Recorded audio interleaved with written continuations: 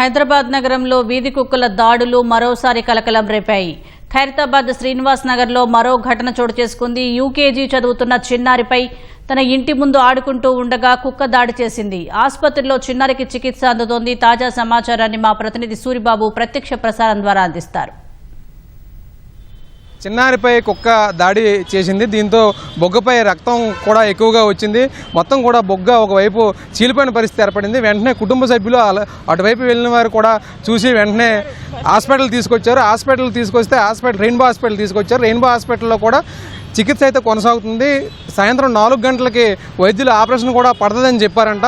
అయితే ఎలా ఉంది ఏంటనే విషయాలను వాళ్ళ కుటుంబ సభ్యులు వాళ్ళ పేరెంట్స్ అందరూ కూడా ఇక్కడ ఉన్నారు. మరిన్ని విషయాలను వారి మాటలను అడిగి తెలుసుకుందాం. అమ్మ, ఏం పేరు?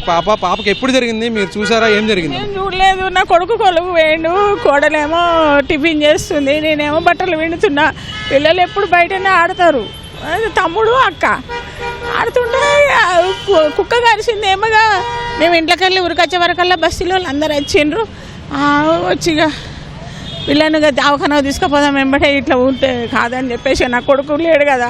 ఇక బస్సులో ఆజుబాజు వాళ్ళు అందరూ ఇంటి ముంగట వాళ్ళు అందరూ కలిసి బాబు అందరు కలిసి హాస్పిటల్కి తీసుకొచ్చినాం. అయితే పాపని మీరు కరిసిన వెంటనే చూసారా? పాపకి ఎలా ఉంది? ఎక్కడ కరిసింది? అది చెంపకు కరిసింది. మొత్తం మాంసం వెళ్ళింది. కన్నుకు కూడా కాటు పడ్డది, కొంచెం ఈడ కూడా కాటు పడ్డది. ఇలా అందుకున్నది. వాళ్ళ అమ్మ నాన్న ఎక్కడ ఉన్నారో? వాళ్ళు ఉన్నారా పాప దగ్గర? ఏంటి పరిస్థితి? పాప దగ్గర ఇప్పుడు ఉన్నారు. వాళ్ళ నాన్న డ్యూటీకి వెళ్ళిండు. ఇక వాళ్ళ అమ్మనేమో ఇంట్లో టిఫిన్ చేస్తానని వేయింది లోపలికి. పిల్లలు ఇప్పుడు ఆడుకుంటారు బయటనే. అది ఎక్కడికి వెళ్ళి వచ్చిందో కుక్కలు ఇదైపోయినాయి. పిల్లని మొత్తం కరిసేసినాయి సార్. అయితే కుక్క కనుసూపు మేరలోనే వెంటనే వచ్చి కరిసి వెళ్ళిపోయిందంటారా? అంతేలే, జర్రసేపు టైం లేదు.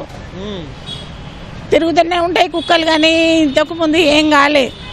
ఇప్పుడు కుక్కలు వస్తూనే ఉన్నాయి, పోతూనే ఉన్నాయి. ఉంటే మేము బెదిరిస్తాం బయట. మేము చిన్న పిల్లకి తెలియదు నాయన. పాప ఏ క్లాస్ చదువుతుందమ్మా? LKG. అన్న, మీరు చూసారా ఆ వీడియోలు కానీ ఆ ఫోటోలు కానీ?